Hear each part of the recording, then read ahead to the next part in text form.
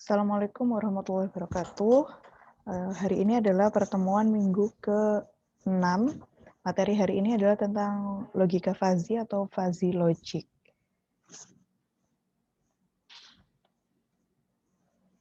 Sebelumnya kita kenalan dulu apa itu logika fazi.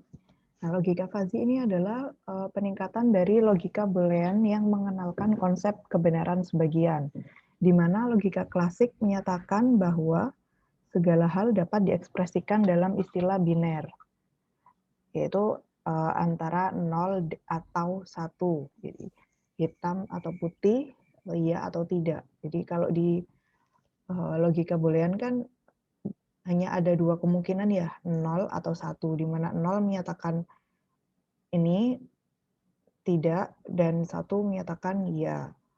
Nah, di mana logika fazi ini menggantikan kebenaran Boolean dengan tingkat kebenarannya.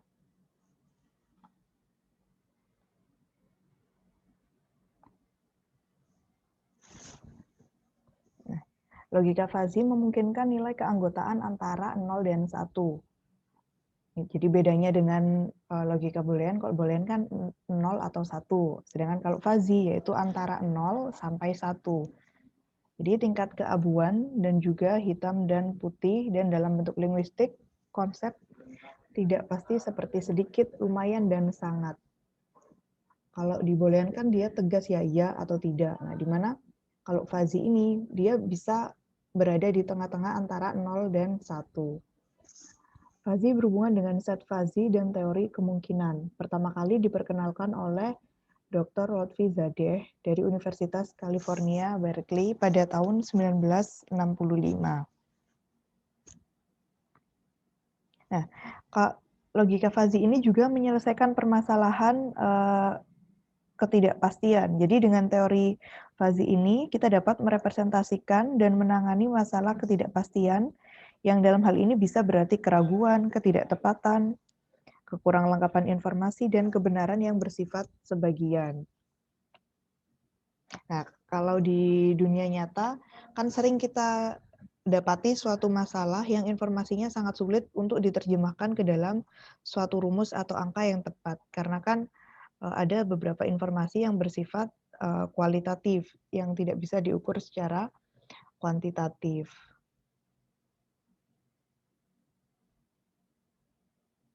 Nah, contohnya ini,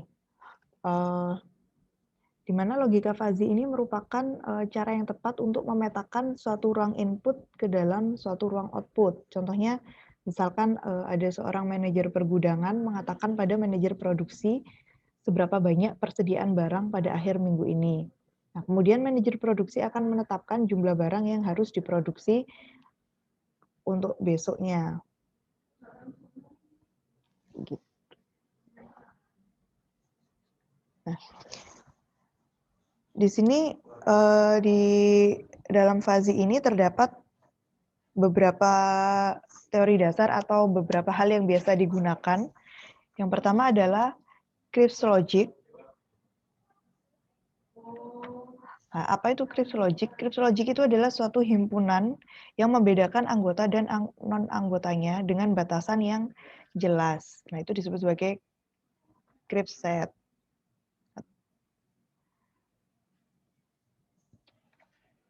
Contohnya adalah seperti ini. Jika temperatur lebih tinggi daripada 80 derajat 80 Fahrenheit, itu adalah panas. Nah, selain itu bukan panas atau not hot. Jadi kasusnya adalah kalau di atas 80 Fahrenheit dia akan panas. Yaitu misalkan ini ada 100 kan berarti di atas 80. Berarti 80 adalah 100 merupakan panas. Sedangkan kalau 80,1 dia juga panas lah. Selain itu berarti kan yang berada di bawah temperatur 80 Fahrenheit. Nah, itu termasuk tidak panas. Itu ini ada 79,9 berarti dia tidak panas. Kalau 50 juga tidak panas. Nah, ini adalah gambaran untuk fungsi keanggotaannya. Yaitu di sini kita gambarkan fungsi keanggotaannya.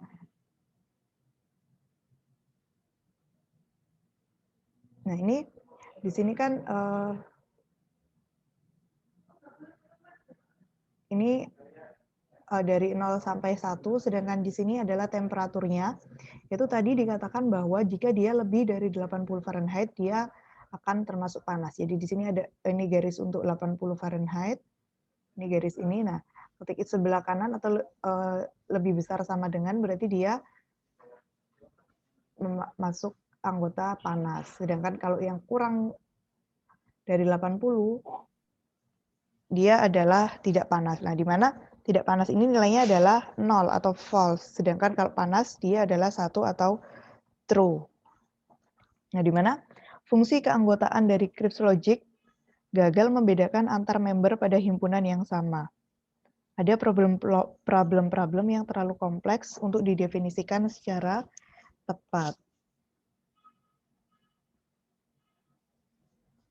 Jadi kayak misalkan ini ya, berarti di sini kan yang lebih besar atau sama dengan 80 Fahrenheit kan termasuk panas. Jadi anggota himpunan panas atau hot yaitu 80, 90, 100 dan seterusnya. Sedangkan yang bukan anggota himpunan panas yaitu ini yang kurang dari 80, 70, 60 dan seterusnya.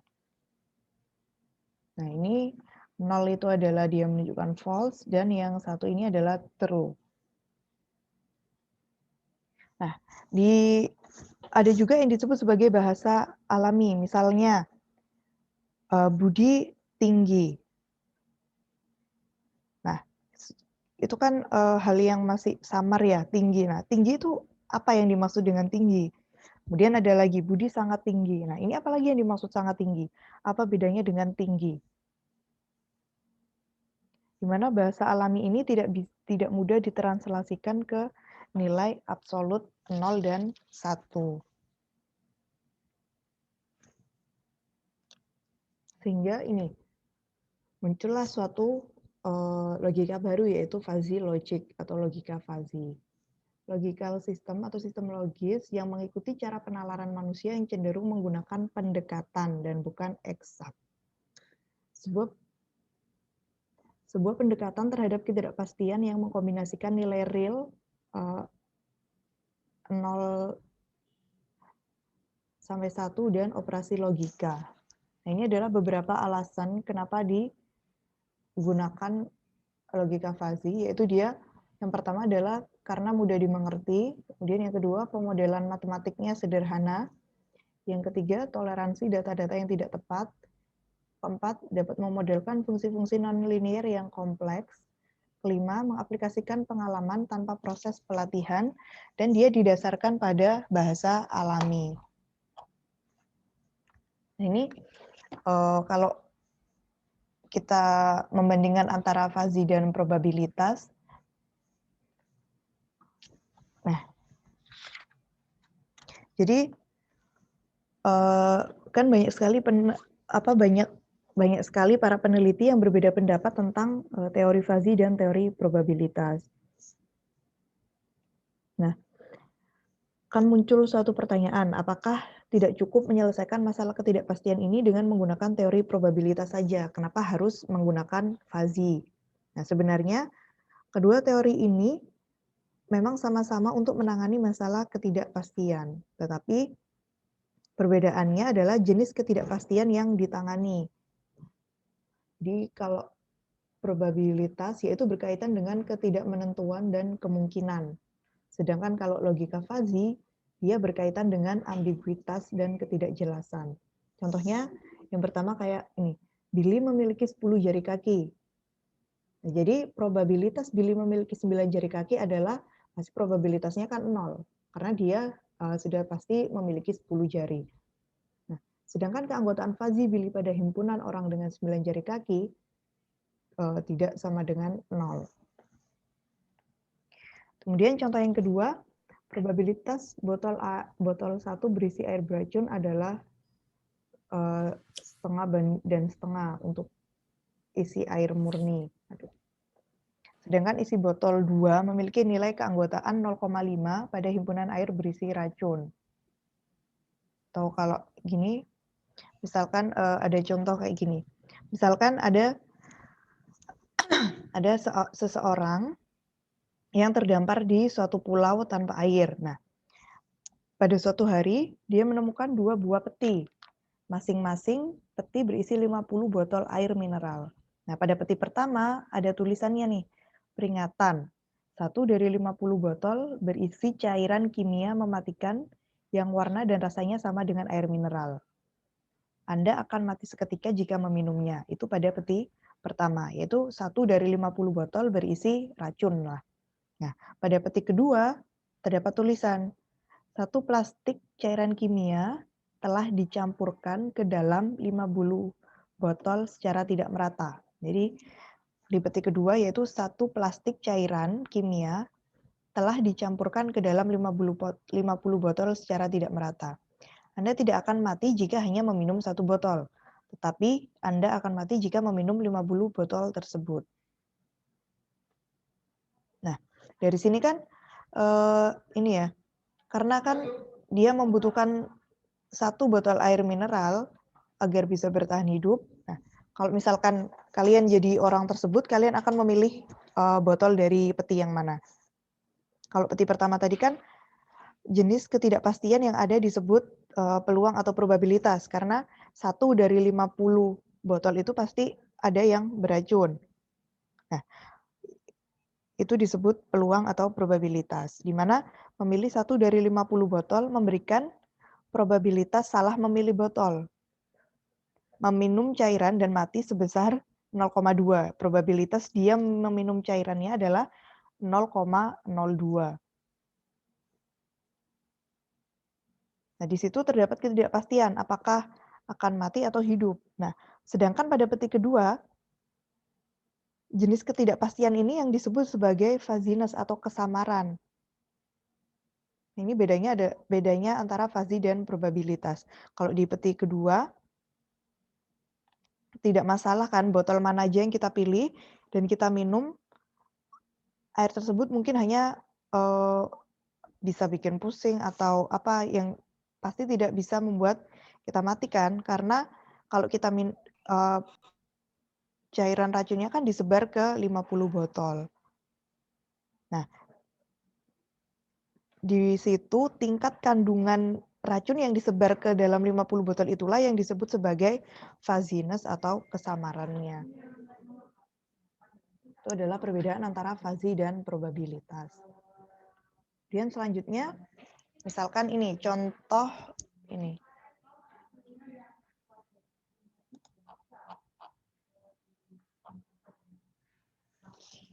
Contoh misalkan seperti ini.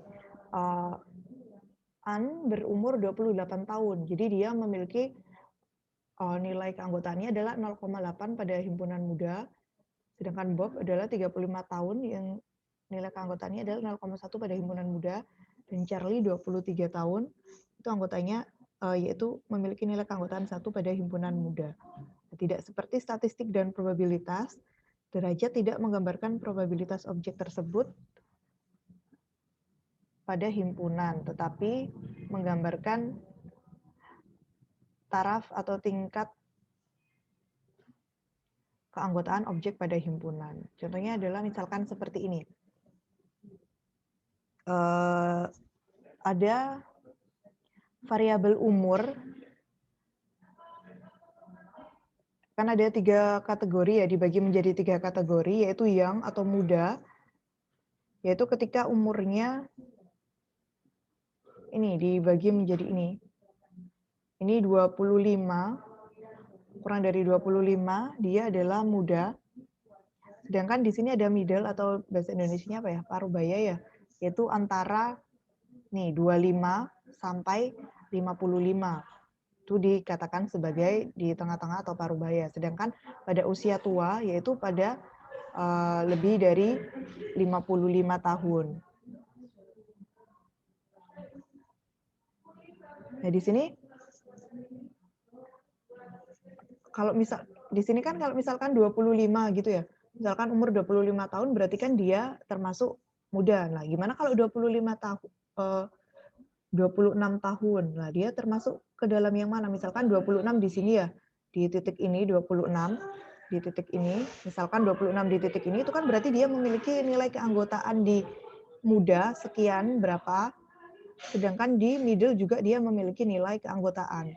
Nah, itulah nilai fazinya berasosiasi dengan derajat keanggotaan pada himpunan. Jadi dia memiliki nilai di sini muda dan middle atau parubaya. Ini contohnya seperti itu. Nah,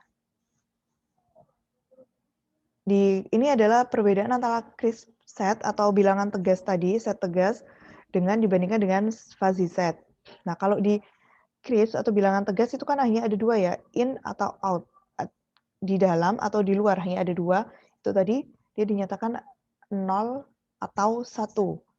Sedangkan kalau fuzzy ini bisa dinyatakan, sorry, kita ulangi ke crisp set, dia adalah hanya hitam dan putih. Ini hitam dan outnya ini putih. Sedangkan di fuzzy set di sini ada yang namanya ruang abu-abu. Jadi dia bisa di antara hitam dan putihnya. Ini di sini in. Nah, di sini masih ada suatu ruangan abu-abu. Dan di sini adalah out yang termasuk ke putihnya.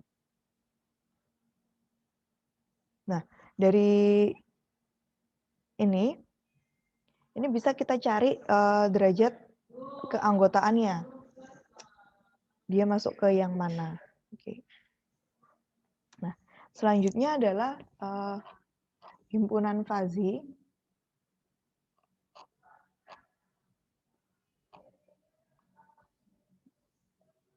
Nah, pada himpunan tegas atau crisp set, nilai keanggotaan suatu item X dalam suatu himpunan A dituliskan ini. Nilai keanggotaan suatu item X dalam suatu himpunan A, yaitu penulisannya ini, mu A dalam kurung X, yaitu menyatakan item X dalam himpunan A memiliki dua kemungkinan, yaitu 1 artinya X adalah anggota A, dan 0 artinya X bukan anggota A. Nah, diingat lagi kalau di himpunan crisp atau tegas, dia kan cuman dia 0 atau 1. Nah, 1 artinya X adalah anggota A, dan 0 artinya X bukan anggota A. Contohnya seperti ini. S adalah semesta pembicaraan, yaitu anggota dari S adalah 1, 2, 3, 4, 5, 6. Sedangkan anggota dari A adalah 1, 2, 3. Sedangkan B yaitu 3, 4, 5. Nah, maka nilai keanggotaan 2 pada A, yaitu mu A dalam kurung 2, ini sama dengan, kalau A, dia sama dengan 1, karena 2 merupakan anggota dari A. Ini ya, anggota dari A adalah 1, 2, 3. Maka nilai keanggotaan 2 pada A dituliskan seperti ini, nilainya sama dengan 1. Nah, sedangkan nilai keanggotaan 4 pada A, dia sama dengan 0, karena 4 ini bukan merupakan anggota dari A. Jadi nilainya sama dengan 0. Ini cara penulisan himpunan fuzzy, atau untuk menentukan nilai keanggotaan. Nah, ini contohnya adalah ini himpunan fuzzy yang tadi kan himpunan crisp atau crisp set. Nah, ini kalau himpunan fuzzy gimana? Seperti dibalik ke contoh yang awal tadi, yaitu jika suhu lebih tinggi atau sama dengan 80 Fahrenheit, maka suhu disebut panas. Selain itu, dia disebut tidak panas. Nah, tadi itu kan kalau 80 atau lebih dia masuk ke panas. Kalau dia kurang dari 80, dia tidak panas. Nah, ini kalau suhunya 100 dia panas. Ini tadi sudah kita bahas. Nah, jika suhunya lebih besar sama dengan 80 disebut panas. Jika suhu kurang dari 80 disebut tidak panas. Nah, fungsi keanggotaan dari himpunan tegas gagal membedakan antara anggota pada himpunan yang sama. Ada problem-problem yang terlalu kompleks untuk didefinisikan.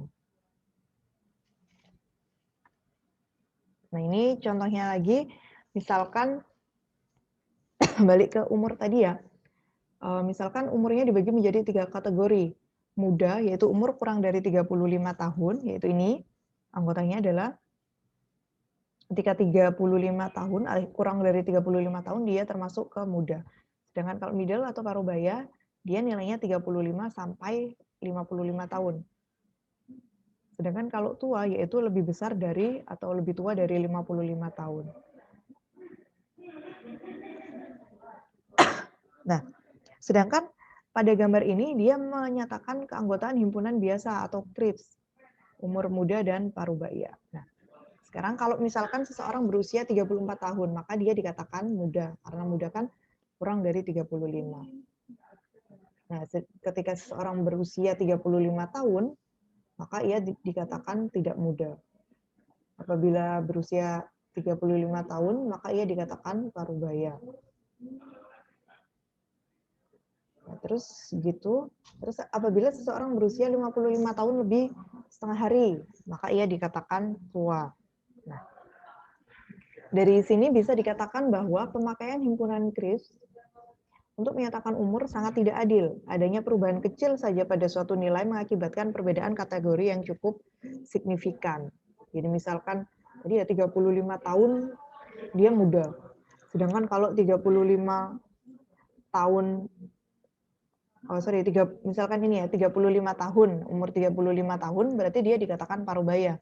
Sedangkan kalau usianya 35 tahun kurang 1 hari, maka tidak parubaya. Nah, di situ kan terdapat perbedaan kecil tapi menyatakan keanggotaannya itu signifikan.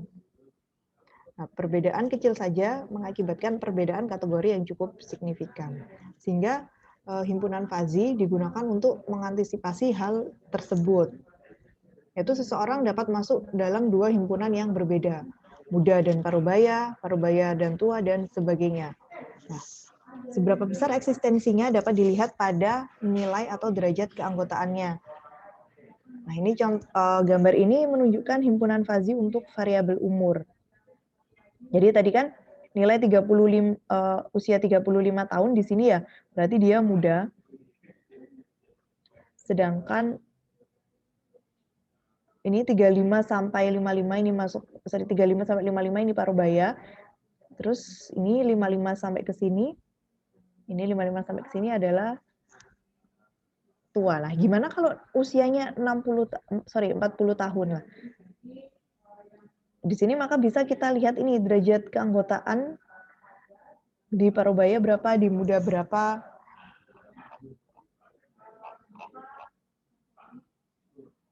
Nah, misalkan usia 40 tahun. Nah, dia termasuk ke dalam himpunan muda.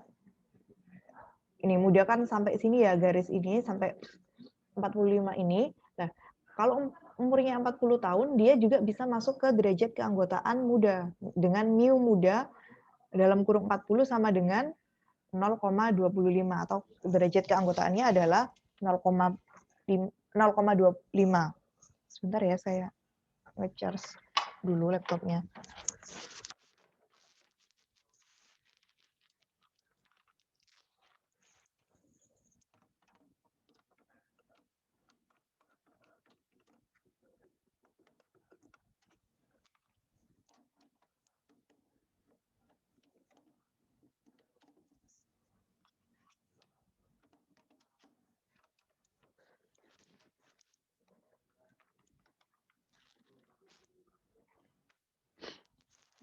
Kita lanjutkan.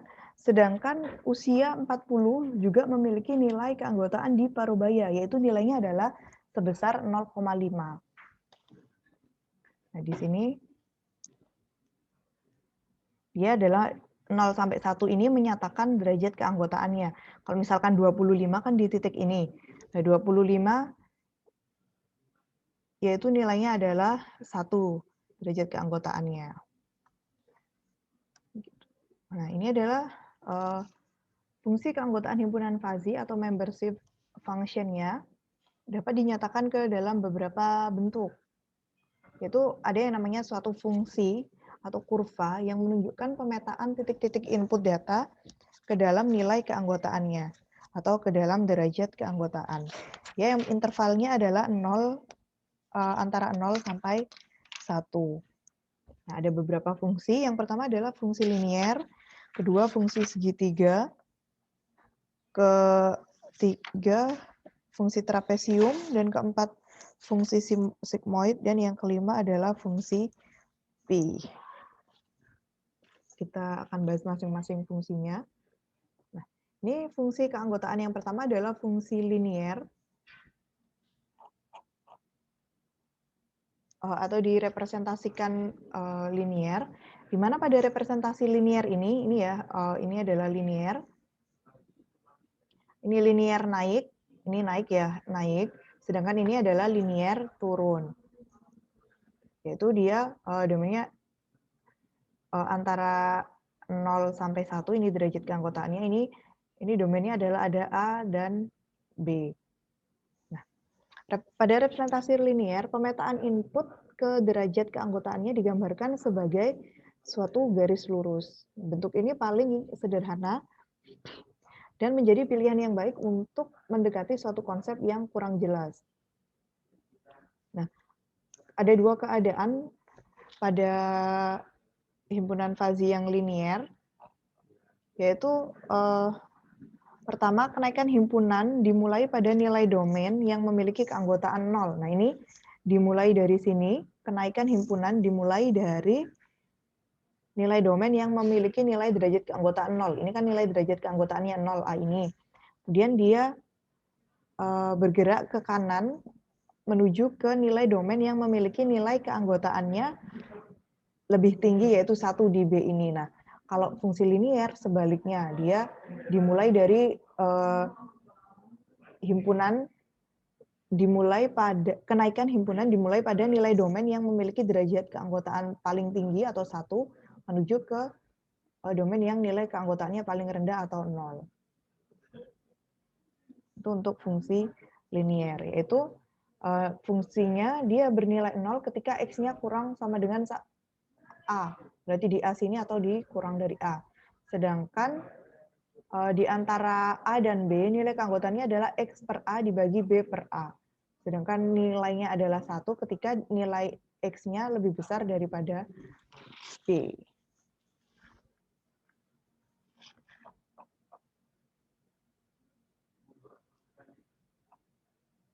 Selanjutnya adalah fungsi ini, atau kita contoh saja ya, misalkan seperti ini. Sebentar ya, saya kasih contoh.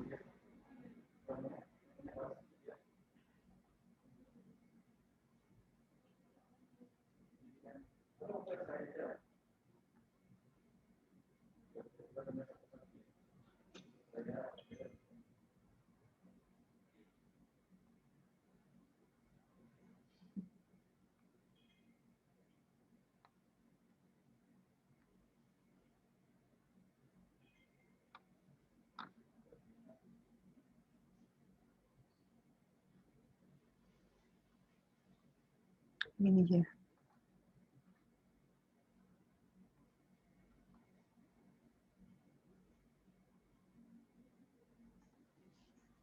Nah, misalkan ini kalau fungsi keanggotaan naik ini, misalkan di sini adalah suatu himpunan fungsi keanggotaan untuk himpunan panas pada variabel temperatur ruangan. Seperti misalkan ini ya, ini ada, misalkan ini temperaturnya adalah 25, sedangkan yang B ini adalah 35. Misalkan ini kita anggap sebagai temperatur ruangan. Dia ini. Misalkan di sini misalkan ada, anggap saja di sini ada, kalau 35 kan 35 derajat, ini kan fungsi nilai keanggotaannya kan 1 atau paling maksimal. Sedangkan pada 25 adalah nilai keanggotaannya adalah 0. Ini kita anggap sebagai temperatur ruangan. Nah, kalau misalkan temperaturnya 32, itu dia nilainya berapa? Nilai keanggotaannya. Nilai keanggotaan untuk himpunan panas. Nah, di sini 32 ini kan terletak antara A dan B. Jadi caranya kita menggunakan yang ini. Kita cari yang ini, yaitu X per A dibagi B per A. Jadi X per A kan X-nya adalah 32.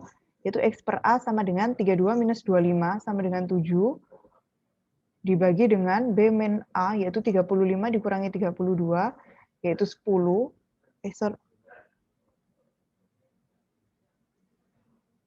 Sorry, ini 25 ya, maaf. Ini 25.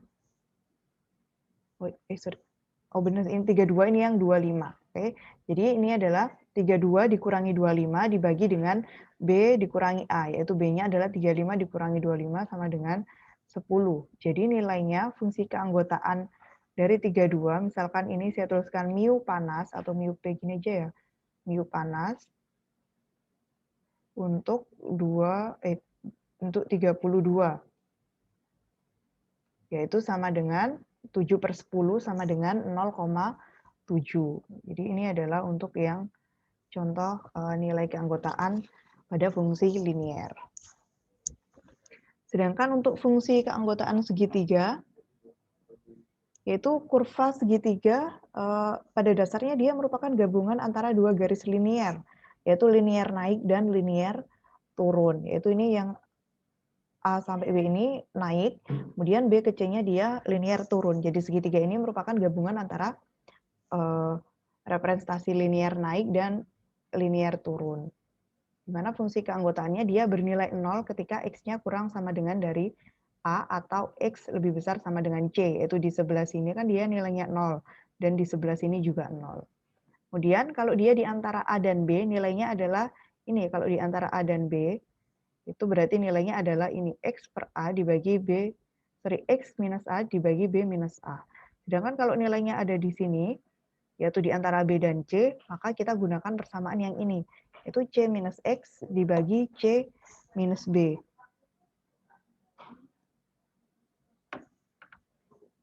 Selanjutnya, fungsi keanggotaan trapesium. Caranya misalkan di contoh soal sama ya kayak tadi, dia termasuk di mana, kemudian kita cari fungsi keanggotaannya. Kalau fungsi keanggotaan trapesium, yaitu kurva segitiga pada dasarnya, kurva trapesium, dia kan seperti bentuk segitiga. Ini kan kalau trapesium bentuknya gini kan, ini kan sama dengan bentuk segitiga yang antara A dan B ini kan bentuk segitiga. Tapi di sini ada beberapa titik yang memiliki nilai keanggotaannya 1, yaitu di antara B sampai C ini, nilai keanggotaannya adalah sama dengan 1. Ini di atas kan. Kemudian setelah itu dia turun lagi sampai ke D sini, dia bernilai 0. Di mana dia dinyatakan ini, dia bernilai 0 ketika di sini X kurang dari A atau dia lebih besar sama dengan dari D. Nah, dia bernilai ini sama kayak tadi ya, X minus A dibagi B minus A, yaitu ketika antara A dan B. Sedangkan antara B dan C, di sini dia nilai keanggotaannya adalah sama dengan 1. Oke, begitu terus. Nah, ini bentar lagi, ini waktunya habis. Nanti saya close dulu, nanti kalian bisa masuk lagi. Karena nanti ini nggak kita bahas semua, mungkin sampai ya 20 menitan lagi, baru kita lanjutkan di pertemuan berikutnya, karena materinya lumayan. Oke, lumayan banyak sih untuk yang pagi ini. Oke, saya keluar dulu ya, nanti kalian bisa masuk lagi.